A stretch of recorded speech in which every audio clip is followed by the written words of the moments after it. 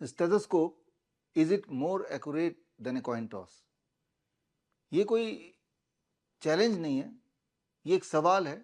ये मेरे अगली किताब का नाम है, स्टेथोस्कोप, क्या ये कॉइन टॉस से ज़्यादा एक्यूरेट है? एक कॉइन टॉस अगर करते हैं तो उसमें रिजल्ट आता है हेड या टेल। मान लो आपको कोई पूछता है कि लड़का होगा कि लड़की होगी, आप कॉइन टॉस करते हैं, हेड का मतलब लड़का और टेल का मतलब लड़की, और हेड आता है, आप बोल देते हैं कि लड़का होगा। क्या चांसेस है कि जो आपने बोला वो सच निकलेगा? 50% चांस।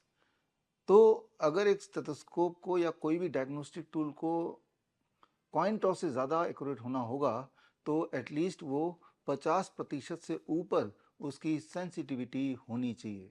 तो क्या स्टेथोस्कोप की सेंसिटिविटी 50% से अधिक है?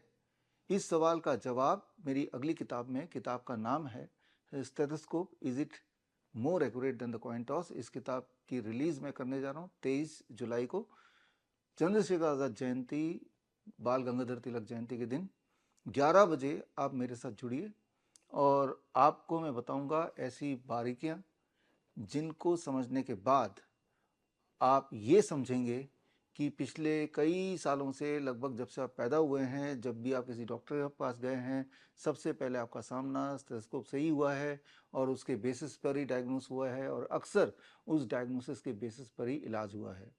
तो मुझे पूरा यकीन है कि आपको अपने उस तरह के सारे डायग्नोसिस और उस तरह के सारे इलाज पर एक बार सवाल तो खड़े कर ही देंगे। तो खैर, आप कमेंट में लिखिए कि क्या हो सकता है इस सवाल का जवाब। Stethoscope, is it more accurate then a coin toss? इसमें कोई मैं चैलेंज नहीं रख रहा हूँ, इसमें ना ही कोई राशि इनाम की है, क्योंकि इससे पहले जो मुझे फॉलो करते हैं लगातार उन्हें पता है मैंने इससे पहले 7 चैलेंज दिए थे और राशि हमने 10 लाख रुपए फॉर ईच चैलेंज रखा था, 70 लाख। अभी तक कोई भी इन 7 में से किसी भी एक चैलेंज को क्लेम करने नहीं आया, जिसमें प्रमुख चैलेंज ये था कि अगर कोई पागल कुत्ता काट ले या रेबीज़ वाला कुत्ता को काट ले, उसके बाद अगर आप रेबीज़ का वैक्सीन लगाएंगे तो आपके मरने के चांसेस घटेंगे नहीं बल्कि बढ़ेंगे।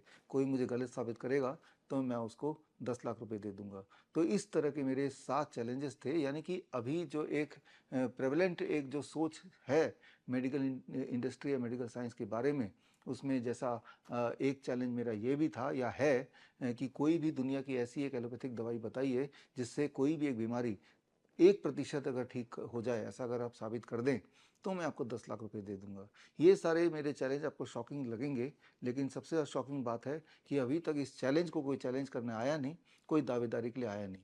तो खैर, मैं जानता हूं कि जो मैंने वो 7 चैलेंज रखे हैं, पुख्ता सबूत के साथ रखे हैं, और सबूत पर मैंने किताब भी अभी रिलीज़ की थी पिछले महीने, मेडिकल सुपरस्टिशन किताब का नाम, जिसमें 7 चैलेंज और उन चैलेंजेस को डिफेंड करने के लिए उनसे संबंधित एविडेंस भी मैंने उस किताब में डाले, जो ऑनलाइन अवेलेबल है, अमेजन में है, फ्लिपकार्ट में, मीशो में, मेरी वेबसाइट में आप खरीद सकते हैं और आप देख सकते हैं कि अभी जो मेडिकल इंडस्ट्री चल रही है, अभी तो क्या, जब से आप पैदा हुए हैं, अगर आप एलोपैथी के हॉस्पिटल में पैदा हुए हैं, जो भी कुछ आपके साथ हुआ या होता आ रहा है, जैसे एक बच्चा जब पैदा होता है, पैदा होते ही उसकी वैक्सीनेशन शुरू हो जाती है। तो एक चैलेंज मेरा ये भी था या है आज भी कि किसी भी तरह के वैक्सीन से इंसानियत को किसी भी प्रकार का कोई फ़ायदा हो, ऐसा अगर कोई साबित कर दे तो मैं 10 लाख रुपए दे दूंगा। बहुत ही स्ट्रेट फॉरवर्ड चैलेंज है, ऐसा कोई एविडेंस दिखा दे, और अभी तक कोई भी दावेदार आया नहीं, और मुझे पता है कि आएगा नहीं, क्योंकि आएगा तब जब कोई इस चैलेंज को साबित करने के लिए, गलत साबित करने के लिए